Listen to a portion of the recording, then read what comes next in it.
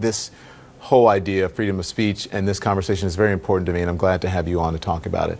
So what started out as a neo-Nazi murder in Charlottesville and the president's failure to denounce Nazi and white supremacists exploded into a discussion in this country about the removal of Confederate statues. Have we gotten away from the point of what happened in Charlottesville, what it was really about?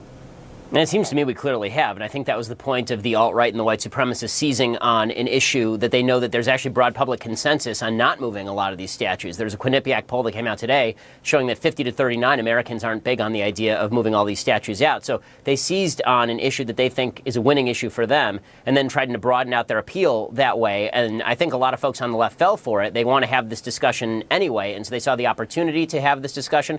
But it seems like a misdirection from what actually happened in Charlottesville. The issue in Charlottesville is white supremacy, not whether some people think that statues should come down or stay up, because clearly 50% of the American population doesn't want to keep these statues up just because they're a bunch of white supremacist racists. Did liberals get played by President Trump?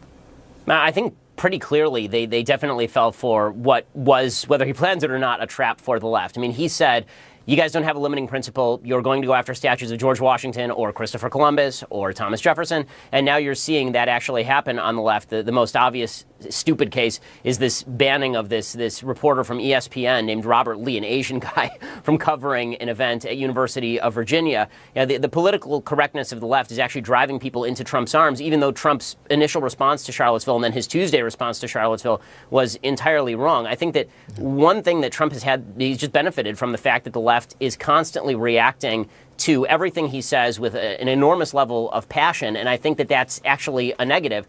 Even what he did last night, insofar as going after the media, because the media reacted instead of doing objective analysis of where he was not telling the truth, they jumped to, extraordinary critiques of his mental health and talking about how he was crazy and how he was morally bereft and all this stuff. All that does is it plays to his crowd. His crowd thinks that the media is out to get him. His crowd thinks that the media have a particular emotional animus for him personally. And so anything that the media do is going to exacerbate that. Well, two things. And by the way, just because ESPN, I want to get it correct. ESPN has responded, and they were saying they didn't ban the guy's name is Robert Lee. They moved him off of it. They didn't ban him. They asked him if he wanted to, and he picked something that was closer to his family.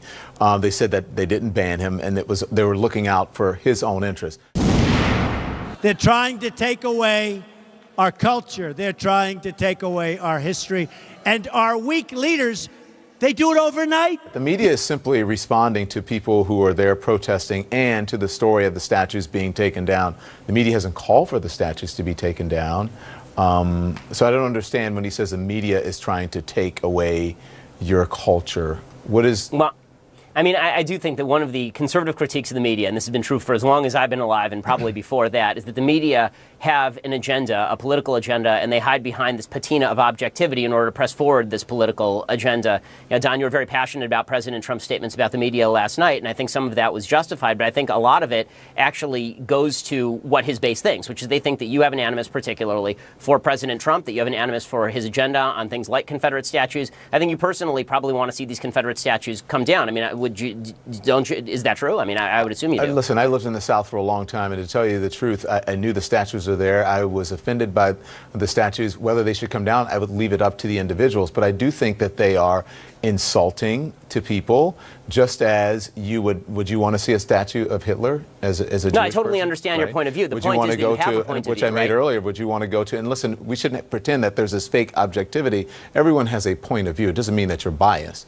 And so, but just to get people to understand, as a Jewish person, you would not want to go to a Hitler high school. Well, that same effect, African Americans, that has the same effect. Robert E. Lee has the same effect on African Americans. And so, and also the Confederate flag. And so I think we have to be understanding of each other. It's not that I don't like the president or have an agenda against the president. I'm simply speaking the truth as I see it.